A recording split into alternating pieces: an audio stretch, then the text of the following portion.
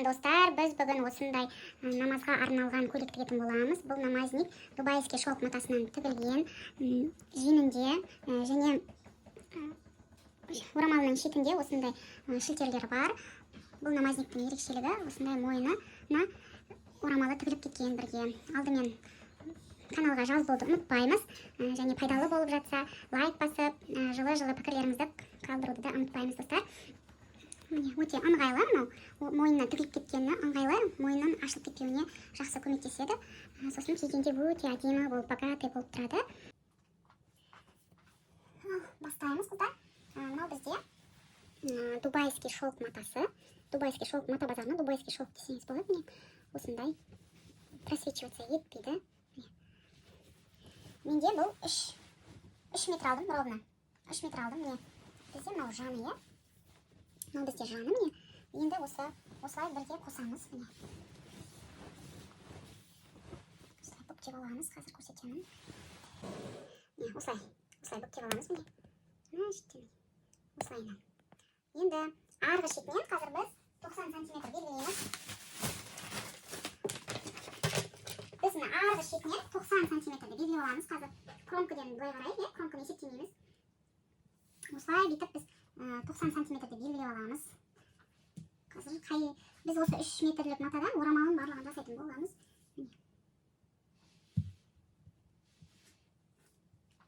Осылай 90 сантиметрді белгілей аламыз.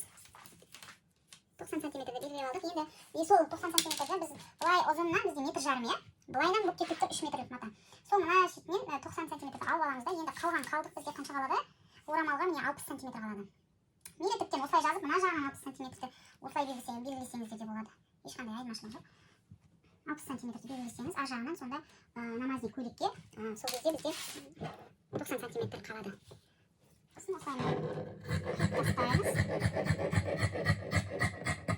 Мынадан қазір біз рукава жасаймыз, сосын орамал шығады.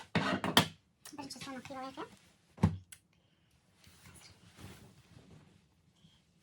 Где-то мына былайынан еннен былай 60 сантиметр, былайынан 60 сантиметр, былайынан 3 метр. Енді где-то 1,70-1,80 сантиметрді белгілей аламыз да. Мен где-то 1,80 қылып өлшеп алдым. 1,80 қылып өлшеп алдым да. 1,80 қылдым.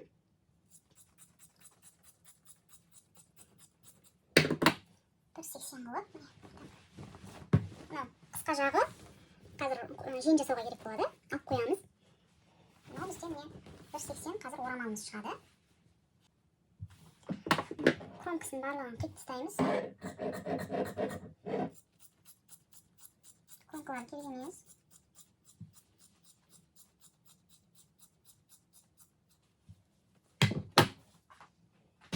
Сосын бір текстеп қарап шығасыздар. Кесір жері бар ма, түзететін жері бар ма, барлығын түгендеп жақсылап кеп шығасыздар.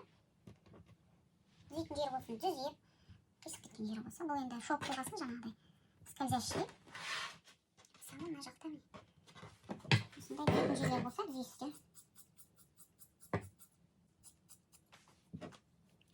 Орамалымыз дайын қазір. Қия қоямыз. Енді мына бізде намазниктің матасы, мына орамалдың матасын алып қоямыз. Так, намазникті дәл қақ ортасынан 3 метрлік батына қойып, соны өстіп қақ ортасынан екіге бөліп тастаймыз. Сонда 6 метр жарым, артқы бой метр жарым болады. Қақ ортасынан бөліп алдық. Енді бұны жақсылап тегістеп жатқызып аламыз қазір. 4 слой қылып. Өстіп 4 слой қылып жатқызамыз. Міне бізде ортаңғы жағы кеп болады. Жақсылап тегістеп жатқызып аламыз. Тегістеп біз 4 слой матамызды жайып алдық. Міне ортаңғы жағы кеп, как обычно. Көйлектерді да, намазниктерді да мен сіздерге тігіп көрсетіп жатырмын ғой. Дәл осылай мен бірден матаға қиямын. Осылай жаңағы лекалы жасап жүрмеймін. Көп тігілетін дүниелер болса, менде тек жаңағыдай намазниктен тағы сондай дүниелер болса, стандарт размердегі. Мен тек соларды ғана обойға қатты қағазға қиып аламын да, соны постоянно қолданамын. А так постоянно мен көбінесе жаңағы матаға бірден саламын размеріне қарай. Мынау бізде алдында да мен сіздерге көрсеттім, мына лекалыны намазниктікі бұл жаңағы Бұл лекалыны біз жаңа штапель намазник тіктік қой. Сол кезде мен осы лекалыны қалай сызу керек екенін мен қағазға да көрсеттім, барлығын қалай істеу керек барлығын көрсеткен болатын. Сол жерден қарасаңыздар болады. Оны қайта көрсете берудің қажет жоқ деп ойлаймын, себебі енді бір зат қой, мысалы сол лекалыны мен қазір осы намазникке де қолданайын деп тұрмын. Бұның тек кішкене айырмашылық жері бізде мына мойын ойындысы бізде 11 сантиметр болды. Былай қарай 11 сантиметр, былай қарай 11 сантиметр. Ал мен қазір кішкене кемітемін мойынның ойындысын. Қазір тек айырмашылығы сол, тек соны ғана көрсетемін. Қазір қараңыздар. Міне. 11 сантиметр, иә, мына ойындымыз 11 сантиметр, бірақ мен кішкене мойынын қазір мойын ойындасын 9 сантиметр қылып беріп отырмын.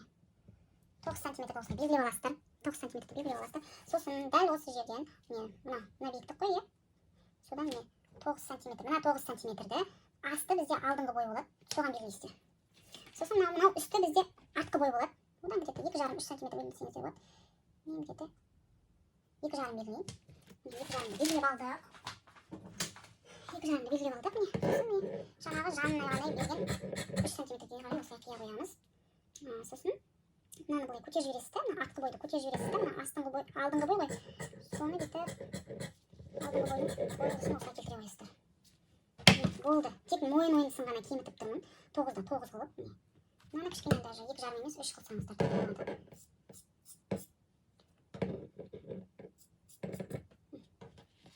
Түсіндіңіздер ғой, иә? Былайынан 9 сантиметр, былайынан. Енді мына жерге кішкене жетпей қалды ма мынаған? Бұнда болмайды, мынадан былай қарай сызып кете бересіздер. Мына лекалының сызылуын мен штапель намазник бар ғой. Соған қалдырып, сода бар. Сода осылай қағазға қиып алсаңыздар болады. Қазір көрсетейін. Дәл осыны тек осы намазникке де қолдана қоямын. Бұл бізде стандарт размер, 54-56 размерге дейін барады. Мысалы 44 мықты кең болып кисе, 54-56 бола болмас. Свободамен кию мүмкін, иә. Бұл стандарт өлшемдегі намазник. Осының бәрін бастырып осылай сызып аламыз. Міне ана қосылған жерден біз етегіне дейін, етегі бізде 90 сантиметр қиып алдық. Сонда бізде 45 сантиметр болып жатыр дәл қазір. Дәл осылай мына тоқтаған жерден линейканы қойып осылай трапеция сыза қоясыз етегіне қарай. Бүкіл ширина етекке трапеция сызасыздар да.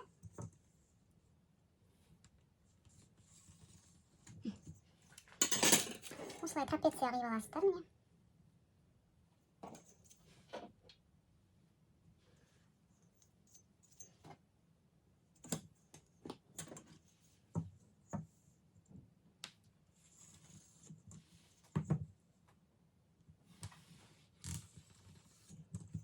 Осылай трапециямызды жасап алдық. Енді тек қиып аламыз, болды, бар болғаны сол.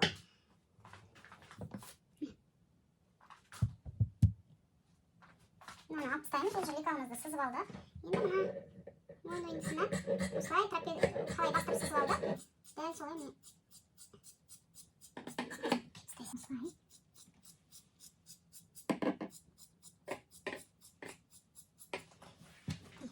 Болды, бар бөтелкіміз осы. Енді қазір жеңін сатын боламыз. Жеңі бізде жеңідінің бәрі лекалысы бар. Бізде міне алдында бүткіл намазникті, штапель намазникте мен барлығын бүткіл сызбаны көрсеткен болатынмын. Дәл осылай міне осындай, ол жақта міне кеудесі. Ол намазниктен біз осындай кеудесін аламыз, иә. Сосын жеңін ғана аламыз, қалған лекалысы керек емес. Осы екі лекалысын салып қоямын, астағы сілкісін, ол намазниктен да сілкісін салып қоямын, штапель намазниктің сілкісін. Осы жерден осылай қарап сызып алсаңыздар болады. Қазір тек қолымда тоже кішкене болар болмас разница болады. Соны көрсетемін. Мына жанында қалған матамыз бар ғой.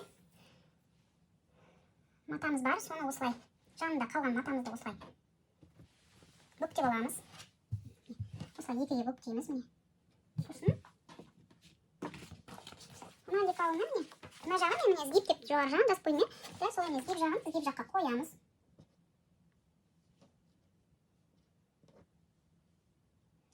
Қоямыз. Так, бұл бізде қазір мына рукава бізде мына жағынан астыңғы жағына манжетке арналған рукава.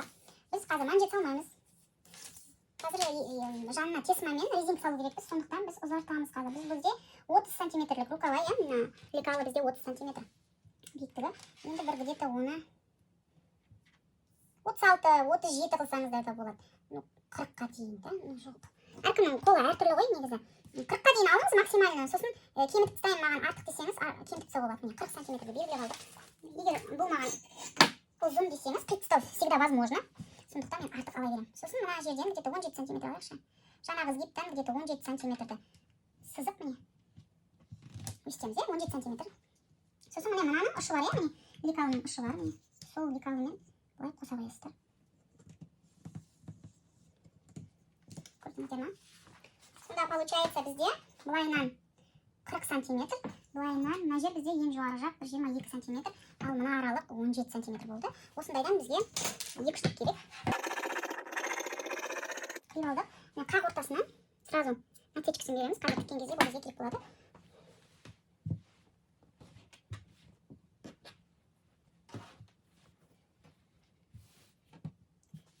Сол жаңағы қиып алған лекалымызды міне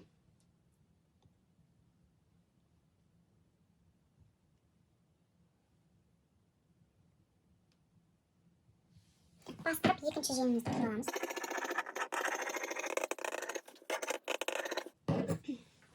Жеңімізді дайын, барлығы выкройка осымен бітті. Бізде бәрі дайын болды. Енді мен қол ұзын, бой ұзын қыздар болып қалар деп мен 40 сантиметр деп алдым, жаңа. Но мен где-то 37 қылып мен кемітемін. Мен үшін өте ұзын. Сіздер мысалы тігіп болғаннан кейін кеміте қойсаңыздар болады. Мен енді 37 қылып кемітейін деп жатырмын. Маған осы 37 сантиметр жетеді. Сіздер өздеріңіз қарайсыздар. Осымен выкройканың бәрі дайын. Қақ ортасынан отечкасын береміз. Міне екі рукава бізде, екі рукава. Сосын жаңағы алдыңғы бой мен артқы бой, сосын осындай шарфымыз мойнына тігіліп кететін болады. Шарфтың жанына мен осындай тесма салатын боламын қолына, сосын неге. Енді тігуді бастап жатырмыз, қыздар. Мен осылай, бізде поток, шарф. Соны мен осылай барлық жағынан да, 4 жағынан да айналдыра оверлоктап шықтым. Енді мен осы мынау шет жағы, еніне осылай, енінің мына жерін мен бетіп қайырып тікпеймін. Онша қатты қалыңдатқым келіп тұрған жоқ. Тігем десеңіздер өз еркіңізде, осылай тігіп жіберсеңіз де болады. Мен осылай оверлоктанған күйде бірден осы екі жақ шетіне мынандай тесманы әдемі шілтерін салып аламын. Осылай тігіп аламын. Мына жақ бетіне де, мына екінші жақ бетіне де осылай тігіп аламын да. Тек мынаны осылай шетінен екі ұзындығынан осылай қайрап қоямын. Қазір тігіп алғаннан кейін көрсетем. Еш қиындығы жоқ. Оп-оңай. Тек бір-екі нюанстар бар көрсетіп жіберетін. Сосын міне, мына бізде рукава, екі рукава бізде осындай. Мына мол жағы жоғары жағында тұрады, мынау жаңағы запястье жағында тұрады, резинка салынатын жағы. Соны да тікпес бұрын шілтерлерін бірінші дайындап аламыз. Орамалдың да бірінші шілтерін дайындап аламыз. Жеңге де шілтер саламыз. Егер жеңге шілтер салатын болсаңыз, бірінші дайындап аласыздар тікпес бұрын. Егер салмайын десеңіз, просто резинка салып, қайра салуға да болады. Если сізге удобство керек болса, қимылдағанда бірдеңе істегенде менің қолыма мешать етеді шілтер десеңіз, просто ішіне резинка салып былай қайра қойсаңыз да болады. Егер саламын десеңіз, міндетті түрде мына жерін оверлоктап аласыздар. Жаңағыдай мына тесмасын әдемі шілтерін осылай тігіп дайындап аламыз. Түсіндіңіздер ғой да? Міне екі жеңінің тесмасын орнатып алдық, екі жеңін дайындап алдық. Мына жағы, бірақ жаны міне оверлоктанбаған. Бұны қазір бұратаға оверлоктаймыз, оны қазір көрсетемін. Міне платоктікінде орамал шарфыныкінде осылай екі жағынан тігіп алдық, тесмасын дайындап. Мына жағын оверлоктанған. Тек енді орамалдың тек былай мынаумен бұратаға осылай қайырып жібереміз енді қазір. Осылайынан міне бұратаға былай ұзынынан кете береміз. Осылай қайырып тастаймыз, болды. Орамалдан басқа ешқандай несі жоқ. Айтатындай. Енді намазнигімізді жинаймыз, бәрін дайындап алдық, енді жинаймыз. Мынау бізде алдыңғы бойым, артқы бой, мынау бізде артқы бой. Мынау бізде міне артқы бой. Және қарап аламыз, артқы бойдың міне оң жақ беті, мына оң жақ беті, мына жағы сол жақ беті. Сосын алдыңғы бойды да міне қарап аламыз. Оң жақ беті мен сол жақ бетін шатастырып алмау керекпіз. Бізде мына оң жақ беті, мына жақ. Сол оң жақ беті мен оң жақ бетін өстіп жатқызып, міне иығын тігіп шығамыз бірінші. Мына иықты, сосын мына иықты оверлокпен біріктіріп аламыз. Екі иығын қосып алдық, міне оверлоктап біріктіріп, міне оверлоктап қосып алдық. Сосын бұраталар, міне мойнын мен оверлоктап шықтым. Мойнын қазір мен тек бүйтіп оверлоктап аламын да, осылай бір қайрап тігіп ала қоямын. бейкімен жасасаңыздар да болады, андай жасырын бейкілер болады, ішінен айналдырып кететін. Бірақ мен олай қазір осы мойынға біздің орамалымыз тігіледі ғой, сондықтан мен онша қатты қалың болып тұрғанын қаламадым, сондықтан ешқандай ештеме салмаймын, тек осылай қайрап қоямын. Міне аяғын тігіп алғаннан кейін мына тігісті біз арт жағына қарай жатқызып осылай теріп аламыз, шашып кетпес үшін. Сосын жеңіміз бар ғой, жаңа жеңімізде нацечкелерді, сол нацечкіні дәл осы қақ ортасына осылай қоясыздар, қадап аласыздар. Сосын ары қарай осылай қадап, мына жағында қадап осылайынан ұзынынан бүйтіп оверлокпен тігіс жүргізіп шығамыз. Екінші жеңімді солай жасаймыз. Міне қолын жалғап алдық, жеңін жалғап алдық, міне дәл осылай. Енді алдында штапель матасынан тіккен намазнигіміз бар ғой, сонда да осылай тіктік. Қазірді дәл осы тәсілмен тігеміз. Тағы көрсетіп жіберейін. Тігістердің барлығын арт жағына қарай қайырып, осылай қадап дайындап қоямыз. Сосын мына жерде міне осы шеттен бастап, мына шеттен бастап, былайынан мынау осылай камераға сыймай отыр. Мынадан бастаймыз оверлокпен, осылай кетеміз, осылай жалғанған күйге бір тігіспен барлығын қосып шығамыз. Жаны до конца етегіне дейін оверлоктап шығамыз. Егер тақи түсініксіз болып жатса, жаңағы айттым мен сіздерге, штапельден осының алдында намазин тіккен болатынбыз, сол жерде барлығын подробно естідім. Если дәл осы жерден дұрыс түсінбей алып жатсаңыз, сол мастер-классқа описаниесін салып кетемін, соған өте қойыңыздар. Мынадан былайынан тігіп шығамыз, барлығын қосып. Екінші жағында барлығын істейміз. Біз намазникті почти что тігіп болдық. Енді міне қараңыздар, мойынын оверлоктадым да, осылай қайып тұтадым. Осылай тек қайып тіге қойдым. Жанын тіктіге барлығын, етегін уже тігіп тұтадым барлығын. Енді міне женіне мындай резинка салдым. Жинап тұру үшін осындай резинканы тек осылай жүргізіп шыға қойдым. Астыңғы жағынан, іш жағынан, сыртынан міне осындай тұрады. Енді орамалды да міне осылай оверлоктап қайырып ұстадым. Енді осы орамалдың тағылу жағын қазір мойнына тігіп тастасаңыздар да болады. Мына мойынға мына орамалды тігіп тастасаңыздар да болады. Ол тігіп тастасаңыздар жаңағыдай мойныңыздың ашылып кетпеуіне жақсы жәрдемші болады. Ал егер жаңағы мына өзі шоп қой, скользящие, жаңағы ішінен скафандр, егер мынаның ішінен скафандр киемін, содан кейін бар орамал тағам десеңіздер, мына орамалды осылай қалдырсаңыздар да болады отдельно. Ал егер маған біріп тұрғаны керек десеңіздер, міне қазір бір орамалдың түрлі жолын көрсетемін қалай. Міне осылай қақ ортасын тауып аламыз. Желкенің, сосын алдыңғы қойдың ойындысын қақ ортасын осылай дайындап аламыз. Енді мына желкеден бастап, мысалы мына орамалды осылай біріктіріп, мына қақ ортасын тауып аласыз.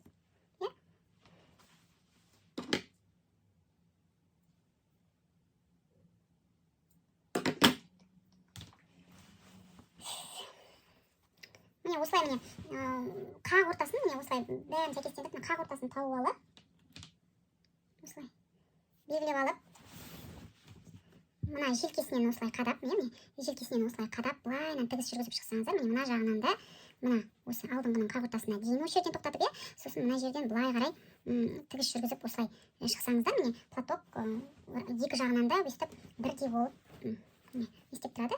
Қазір көрсетейін. Басқаша тәсілмен де жасауға болады. Мен қазір дәл солай жаңағы көрсеткен тәсілмен жасаймын. Ал егер мына жағын, бір жағын кемдеу қылып та бүйтіп белгілеп осылай, мына жағы кішкене бір жағы кемдеу болса екен деп былай артқа қарай іле қоямын десеңіздер, мына жерден мысалы кемітіп, дәл қақ ортасынан емес, былай өзіңізге қалаған жерден белгілеп, осылай қадап алып, осылай тігіп, сол кезде міне бір жағы қысқа, бір жағы кішкене ұзындау болады. Енді қалай таққыңыз келеді, солай істесеңіз болады. Мен енді қазір орамалдың қақ ортасын белгілеп, осылай қадап аламын. Мен қақ ортасына істейін деп тұрмын, кішкене басқаша қылып. Сосын міне былай мынаған дейін тігіп шығамын, мынаған дейін, сосын мына жағынан былайынан отырғызып шығамын қазір. Міне осылай тігіп алдық. Мына жері бізде артқы жағы, міне алды, міне осылай қосылады.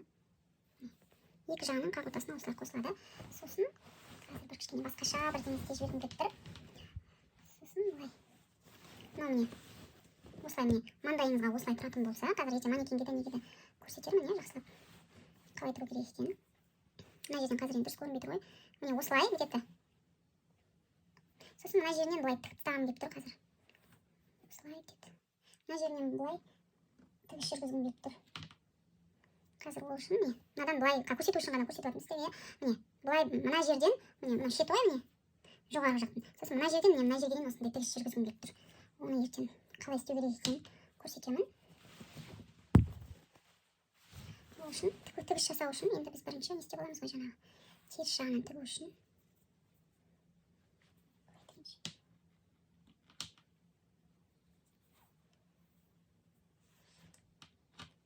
Осылай белгілеп алдым. Осылай белгілеп алдым, не. Мына жері ашық тұрады, не. Тек мына жерден мына жерге дейін осы аралықты ғана біріктіріп тігіп жіберемін. Сонымен намазымыз дайын болады.